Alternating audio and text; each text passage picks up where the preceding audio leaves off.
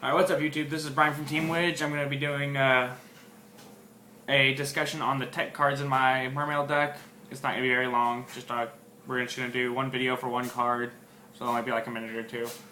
First off is Sacred Sword of the 7 Stars.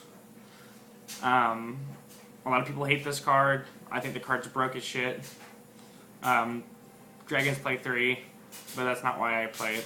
Just so you guys know, I get a lot of that. If I like Sacred Sword so much, just play Dragons. I don't like Dragons. I like Mermails.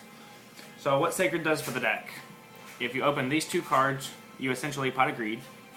You banish the title, draw 2 cards, and then replace the title that was in hand. So you draw 2 cards, it's pot of greed. Whenever Megalo starts clumping a lot, you know, especially opening turn, sometimes you'll open 2 Megalos, and you can just Sacred Sword 1 away. You know, there's nothing wrong with that, because you still have another Megalo. It's not great to use on Megalo, but it is definitely doable.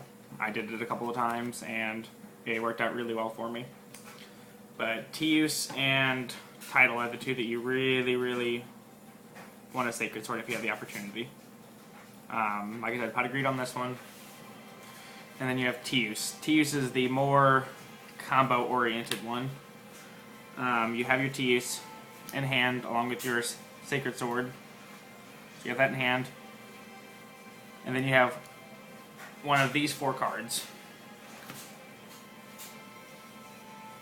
So you have Teus, Sacred Sword, and one of these. You have the option to Teus, pitch this, and search twice. You have the option to pop a back row, search once. You have the option to pop a face up, search, and then you can special summon from your graveyard, search, and then after that you get to draw 2 cards. So we'll just use heavy infantry since you play 3 of it. You'll most likely encounter that one more than any other. So you have to use heavy infantry. You drop your Teus, pop their monster with infantry, or their face-up problem card. Search out one of these 2 cards. You typically don't want to search land. It's an option if you need it, but you typically don't want to. You typically want these 2 in hand together. So you pop, search one of these, or you search then pop, I think. Yeah, search then pop.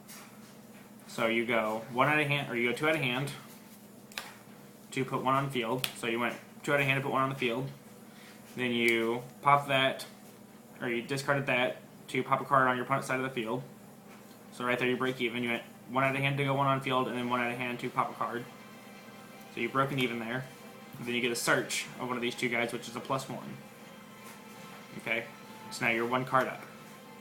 Then you use Sacred Sword to banish, which puts you back to even, and then you draw 2 more cards, so it puts you to a +2 for the turn. So essentially, if you open the right combination of cards with Teus, it's also a pot of greed. That's all I'm going to talk about Sacred Sword in this one. Well, no, I got one more. Got one more thing.